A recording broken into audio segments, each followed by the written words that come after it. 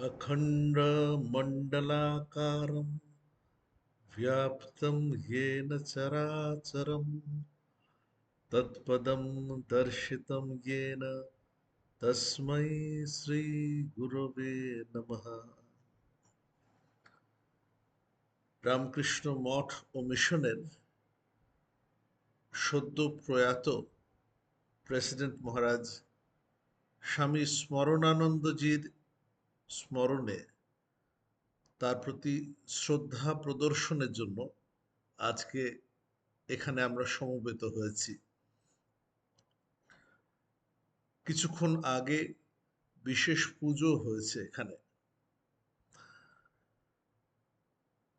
আমার নিজের সৌভাগ্য হয়েছিল মহারাজের কাছে এই মিশনে যোগদানের পর প্রথম কিছু বছর কাটানোর।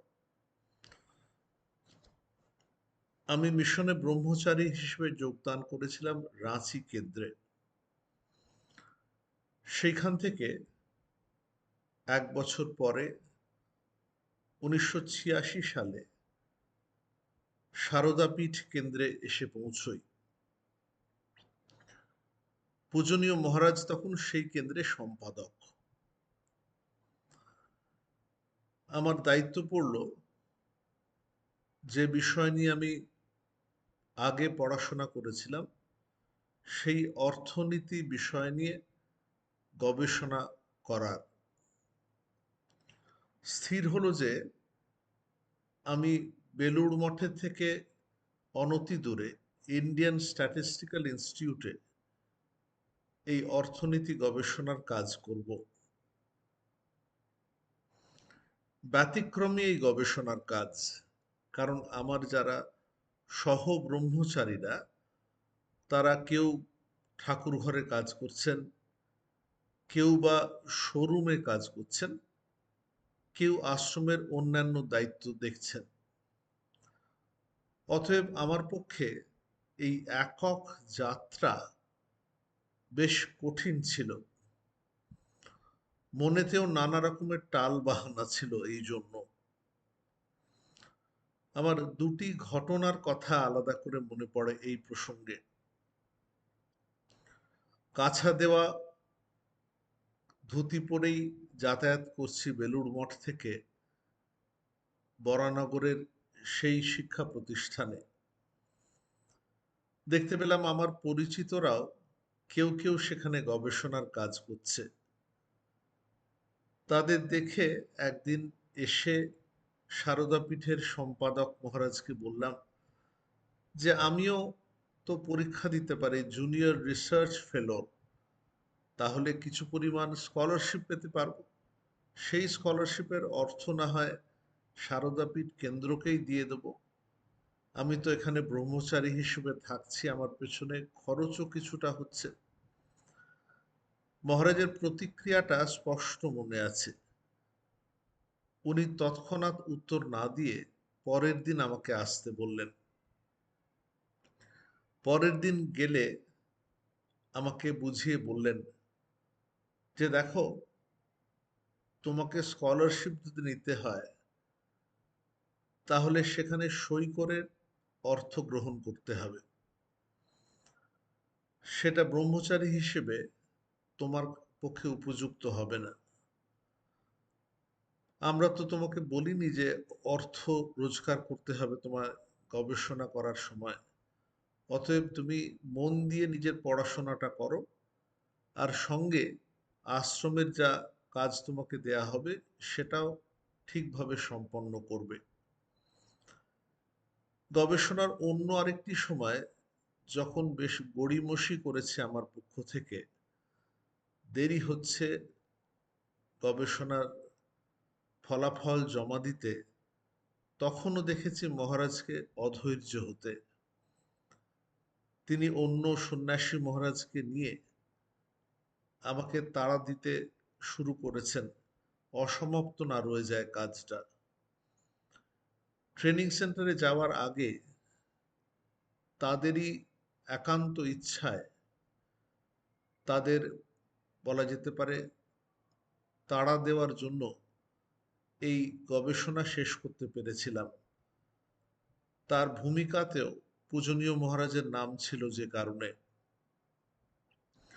ব্রহ্মচারী অবস্থায় গবেষণা করা ছাড়াও অন্য কাজও করতে হয়েছিল সেই সময় সারদা পীঠে। একটা জিনিস মনে থাকবে, যে সব ব্রহ্মচারীদের মহারাজ চাইতেন যে তারা ঠাকুর ঘরের কাজ কিছুটা করুক। আমরা তাই প্রত্যেকেই কোনো না কোনো দিনে ফল কাটতাম, ঠাকুরের নিত্য পুজো করতাম, আর সন্ধেবেলা ঠাকুরকে শয়ান দিতাম। পূজনীয় মহারাজের ঘরটা দোতলার ওই ঠাকুর ঘরের একেবারে সংলগ্ন ছিল, যে কারণে ভোরবেলা হলেই তিনি এই ঠাকুর ঘরের লাগোয়া তার ঘর থেকে বেরিয়ে এসে জপ ধ্যান করতে বসে যেতেন। আমরা যারা ব্রহ্মচারীরা, সাধুরা, আমরাও সেই জন্য এসে জমায়েত হতাম তত্ত্ব মন্দিরের দোতলায় এই ঠাকুর ঘরে। মহারাজের নিয়মানুবর্তিতা ছিল দেখার মতো। প্রত্যহ সঠিক সময় আসতেন এবং চাইতেন যে আমরা ব্রহ্মচারীরাও সকালবেলা উঠে এই জপধ্যানে সামিল হই। এর পাশাপাশি আরেকটি মজার অভিজ্ঞতার কথা বলি। আমরা ব্রহ্মচারীরা প্রায়শই বেলুড় মঠে যাই, সেখানে ঠাকুর মন্দিরেও অনুষ্ঠানাদি হলে তাতে উপস্থিত থাকি। একবার ফিরে আসছি সেখান থেকে, তখন যিনি অ্যাসিস্ট্যান্ট জেনারেল সেক্রেটারি মহারাজ ছিলেন, স্বামী আত্মস্থানন্দজি, তিনি আমার সঙ্গে মজার ছলে বললেন যে আজকে তোদের কি টিফিন আছে রে?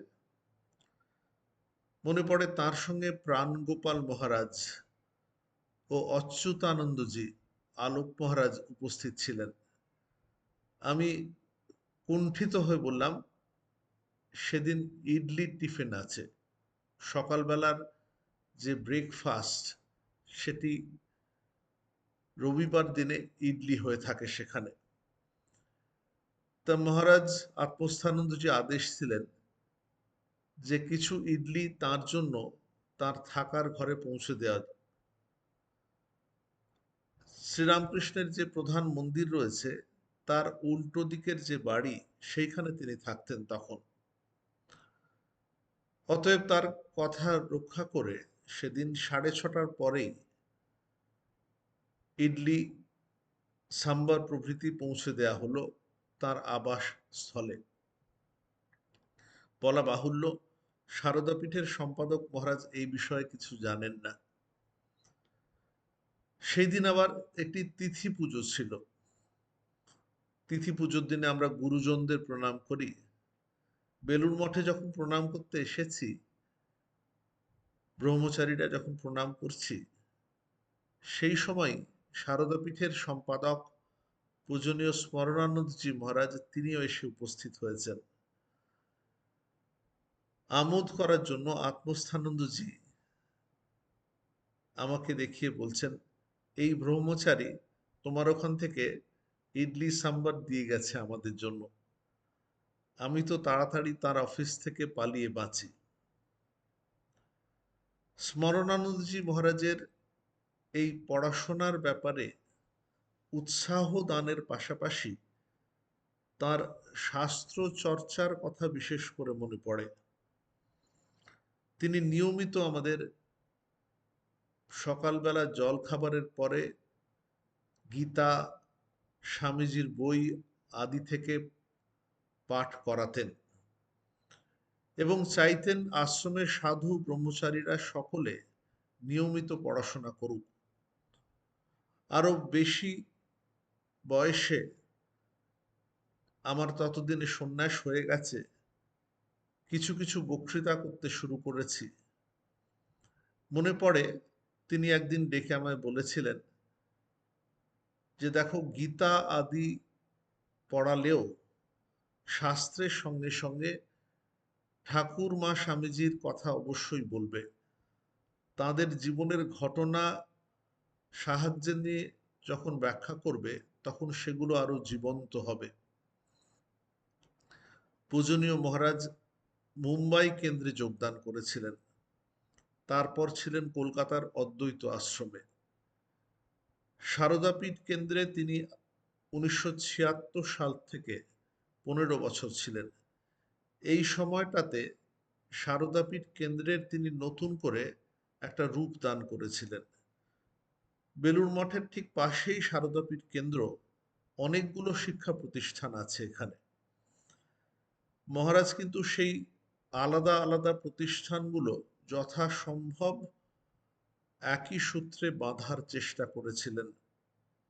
সেই জন্য এই ছোট ছোট প্রতিষ্ঠানগুলোর যারা সাধু ব্রহ্ম, তাদের দিনের মধ্যে একবার এক বেলা অন্তত মূল যে তত্ত্ব মন্দির তাতে উপস্থিত হয়ে খাওয়া দাওয়া করে, সেই ব্যাপারে সক্রিয় হয়েছিলেন। সারদাপীঠ কেন্দ্রের মধ্যেই পড়ে বিদ্যা মন্দির জেনারেল কলেজ, বিএড কলেজ, শিল্প মন্দির অর্থাৎ পলিটেকনিক। এই সবকটি কেন্দ্রেই নানাভাবে সরকারি অনুদান তখন ছিল এবং প্রত্যেকটি প্রতিষ্ঠানই আয়তনে বেশ বড়। সম্পাদক হিসেবে তাকে অনেকখানি তাই জন্য মাথা ঘামাতে হতো এগুলোর পরিচালনার ব্যাপারে। আমরা জানি যে এই সময় সারদা পীঠের অনেকখানি আর্থিক দিকে সচ্ছলতা এসেছিল মহারাজ এবং স্বামী সনাতনানন্দ মহারাজের চেষ্টায়। সারদাপীঠ একটি স্বতন্ত্র প্রতিষ্ঠান হিসেবে কেন্দ্রীয় কার্যালয়ের পাশে ভালোভাবে জায়গা করে নিতে পেরেছিল। এখান থেকেই ট্রাস্টিও হয়েছিলেন মহারাজ, এখানকার সম্পাদক যখন ছিলেন। তারপর তিনি চেন্নাই মঠে যান, তারও পরে বেলুড় মঠে আসেন। জেনারেল সেক্রেটারি হিসেবেও তার কার্যকাল কিন্তু 10 বছর, ইদানিং কালে যেটি বেশ দীর্ঘ সময়ের। অর্থাৎ রামকৃষ্ণ মিশনের বিভিন্ন কেন্দ্রের মধ্যে যোগ স্থাপন তিনি সুন্দরভাবে করতে পেরেছিলেন। আমরা জানি তার মাতৃভাষা ছিল তামিল, কিন্তু তিনি বাংলা, হিন্দি আদি ভাষা খুব সুন্দর রপ্ত করতে পেরেছিলেন, যে কারণে পশ্চিমবঙ্গের সংস্কৃতি তাতে তিনি নিজেকে নিমজ্জিত করতে পেরেছিলেন। ঠাকুরমা স্বামীজির প্রতিও তার অকুণ্ঠ শ্রদ্ধা দেখেছি। ভাইস প্রেসিডেন্ট অবস্থায়, প্রেসিডেন্ট অবস্থায় ঠাকুরমা স্বামীজির প্রতি তার শ্রদ্ধা তার আচরণে মন্দির প্রণামের সময় ঝরে পড়ত। আজকের এই দিনে তাকে শ্রদ্ধা জানাই। আমার ব্যক্তিগতভাবে এই সাধু জীবনের গোড়ার দিকে তার অবদান স্মরণ করে তার রামকৃষ্ণ চরণে যাওয়ার সময় যেন আমাদের আশীর্বাদ করে যান, এই তার কাছে একান্ত প্রার্থনা করি মালদা রামকৃষ্ণ মিশনের সকল ভক্তদের পক্ষ থেকে। নমস্কার।